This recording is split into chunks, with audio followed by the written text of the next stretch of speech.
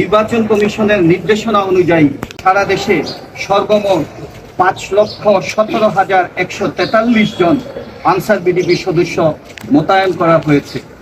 নিরপেক্ষ এবং শান্তিপূর্ণ করার জন্য নির্বাচন কমিশনের নির্দেশনা অনুযায়ী আইন শৃঙ্খলা রক্ষা, ভোট কেন্দ্র ও ব্যালট বাক্সের নিরাপত্তা নিশ্চিত করা এবং ভোটদানে শৃঙ্খলা বজায় রাখতে সারা দেশে সর্বমোট 5,17,143 জন আনসার বিডিপি সদস্য মোতায়েন করা হয়েছে। তাদের মধ্যে 42,149টি ভোট কেন্দ্রের জন্য 5,05,788 জন সাধারণ আনসার ও গ্রাম প্রতিরক্ষা বাহিনীর সদস্য মোতায়েন রয়েছে।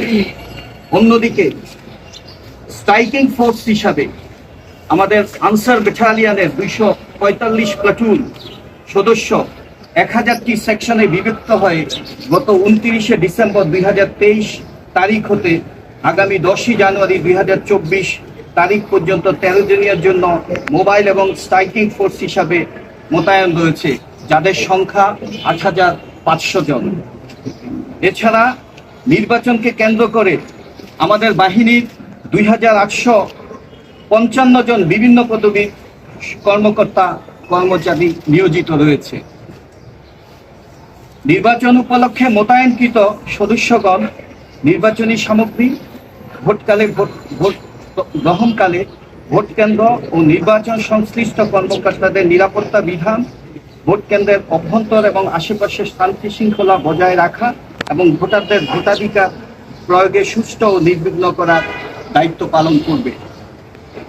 নির্বাচনী কেন্দ্রের নিরাপত্তায় প্রতিটি কেন্দ্রে 12 জন করে সাধারণ আনসার এবং গ্রাম প্রতিরক্ষা বাহিনীর সদস্য সার্বক্ষণিক দায়িত্ব পালন করবেন।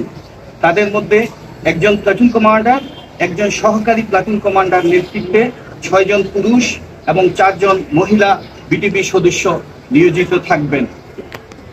অন্যদিকে নির্বাচন কমিশনের নির্দেশনা সমূহ এবং স্বরাষ্ট্র মন্ত্রণালয়ের পরিপত্র অনুযায়ী উপকূলের 13টি উপজেলা বাদে সকল উপজেলায় আনসার ব্যাটালিয়নের একটি করে স্ট্রাইকিং বা মোবাইল টিম নির্বাচনী পরিবেশ অবাধ, সুষ্ঠু ও শান্তিপূর্ণ রাখতে সংশ্লিষ্ট রিটার্নিং কর্মকর্তার পরিকল্পনা অনুযায়ী পুলিশ এবং অন্যান্য বাহিনীর সাথে দায়িত্ব পালন করবে।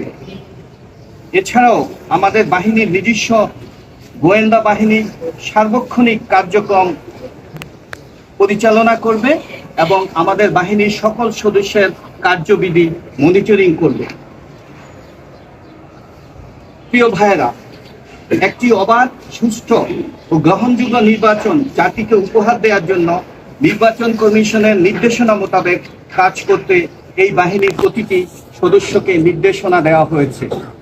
সাধারণ মানুষ নির্ভয়ে আগ্রহ বলে অত্যন্ত উৎফুল্লভাবে ভোট কেন্দ্রে আসতে পারে, সেজন্য আনসার এবং গ্রাম প্রতিরক্ষা বাহিনীর সদস্যরা নিরাপত্তার পরিবেশ নিশ্চিত করতে কার্যকর পদক্ষেপ গ্রহণ করছে।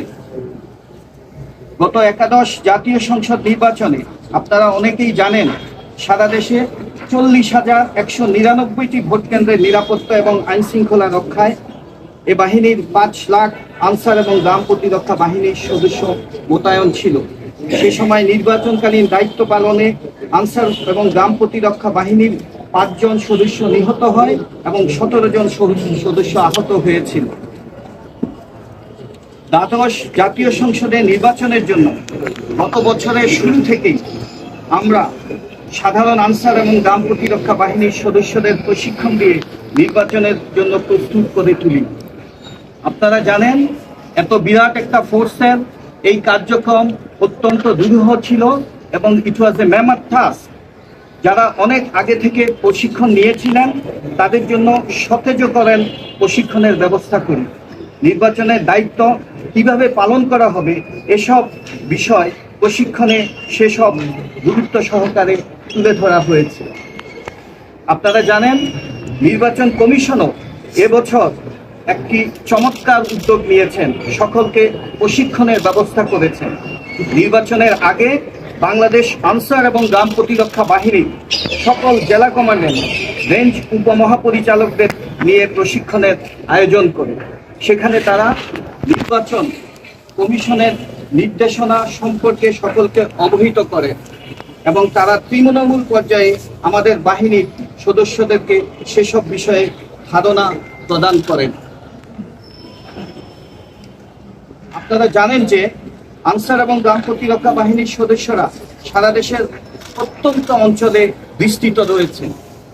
তাই তাদের নির্বাচনে দায়িত্ব পালনের সুবিধার্থে নির্বাচনী দায়িত্ব পালন সম্পর্কে নির্দেশিকা পুস্তিক আকারে সরবরাহ করা হয়। আপনারা আশা করি এটা পেয়েছেন। এখানে সকল ধরনের কার্যপ্রণালী এবং তাদের জন্য করণীয় এবং অকরণীয় সবকিছু দেয়া আছে, যার ফলে তারা নির্বাচনের কমিশনের নির্দেশনা সমূহ সহজেই দেখে নিতে পারবে এবং নিজ দায়িত্ব সঠিকভাবে পালন করতে পারবে।